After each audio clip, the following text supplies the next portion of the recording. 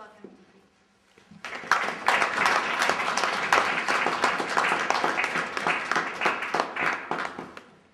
Hello, I think I will take the mic. Hello? Woo. I was really taken by the installation. I really liked it. There is something about seeing silent film. And when I came in here, it was very cold and very silent. So that was really kind of, there was something very still and very internal about it. So but then I was also really taken by the idea of belonging and belongings. And it just seemed like, I don't know, I just did the thesis, but it seemed like this could be a whole thesis, You could do a lot of study on that.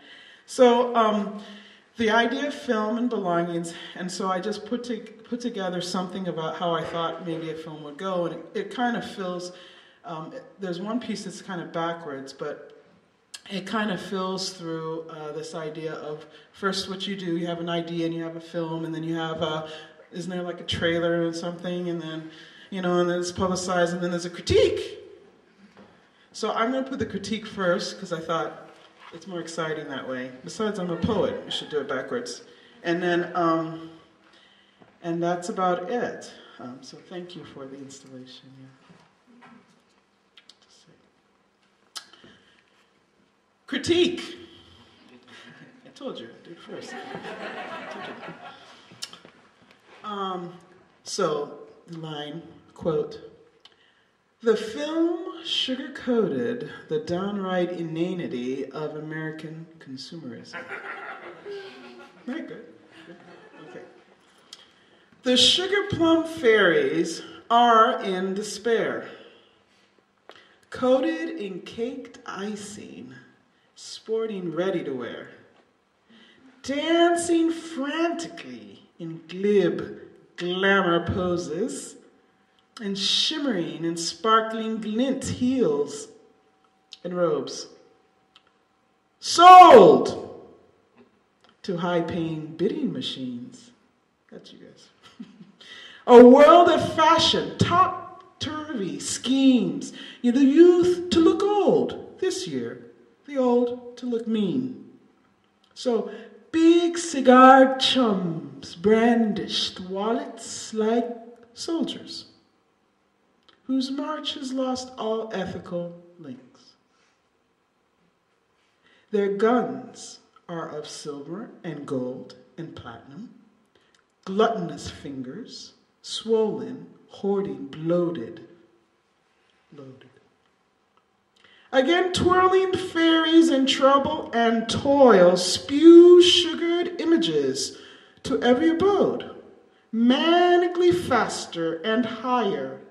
More money is spent to televise static to every continent. False black and white jewels. The illusion will dissolve. The mist to reach the sun, be adrift in the universe, like a star lost and gone." The idea. What if you had given penciled ledger lines to the poor, the wordless poor, had washed the room of papers and webs, donated the debris in all its entirety, offered, polished, dishes, counters, swept, clean the floors? Or what if the piano, relieved of stacks that document a life, began to play itself? In tempo moderato, notes to fill crevices, plaster up holes, each and every droplet awash with groove, dripping tips, then bowing an encore. Or what if you had unlatched the windows and just welcomed in the night air, its darkness light and cool, carrying vocal thoughts of summer, crickets, or the eyes of distant stars? Or what if you simply got up, put on your best Chanel, walked the block to a low cafe, and amongst strangers lingered, ordering hot latte and idea drizzling wetness of fulfillment into your core?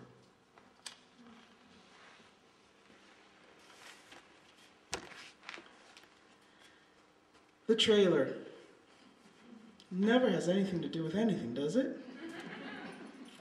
Of the I Sing, I'm going to tell you a story. Speak it all to light. Brown hair, black eyes, icy cold long fingers, warm heart. Of blue coats, bought with a penny saved in a conch shell. Remember the conch shell? From the trip to the sea, never gone again. Or that ticket clipped by that pissy man, 5 foot, that asshole, he stole it. He took that roll of film of you, standing wild.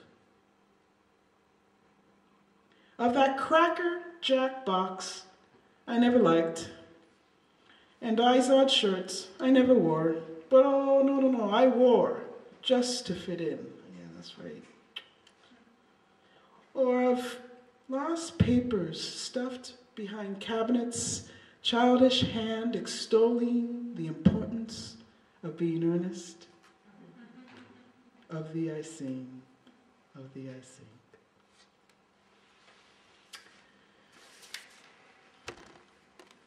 The scene, Pantoum.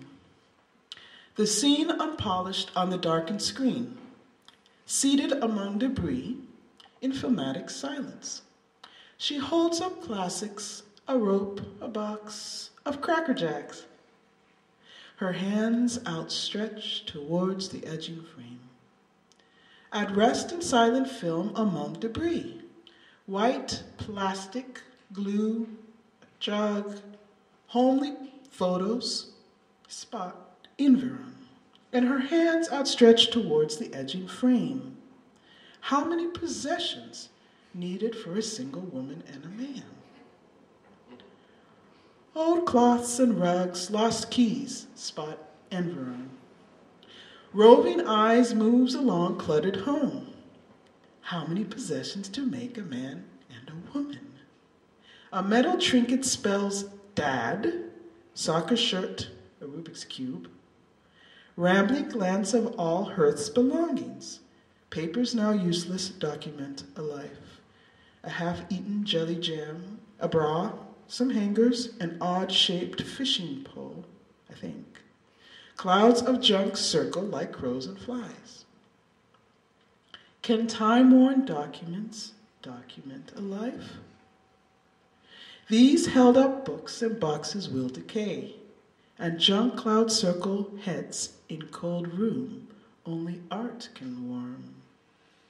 How to transcend the need to have and own. Okay, last one, film reel. This is the film. I'm just kidding. Film reel. How many times could she watch it playing? The light shifting from brown to blinding white. In seconds, the silent hands moving outwards like some entropic study embracing the world. Like a ghost of disaster, the more she stared, the less real. She imagined later the TV crying, weary of delivering over and over the image. The TV turned empathetic, previously apathetic. It had become, like many after a tragedy, ethical. Much later, she wearies of shopping on Sundays, holidays, and takes up reading in bed until the hours of dawn. It seems to her nothing changed, can be stopped. The world had taken back its previous mystery that she had once touched, knew as a child. Now she's grown. She looked at people differently. Those figures blending with snow, walking plowed paths, cold streets, their persons blanketed in reserve of indifference. And so silent, they did not even say hello or move their eyes to nod. Thereafter, even these beings were mere steps away from hallowed sanctity, simply waiting for a tragedy to open their hearts. Thank you.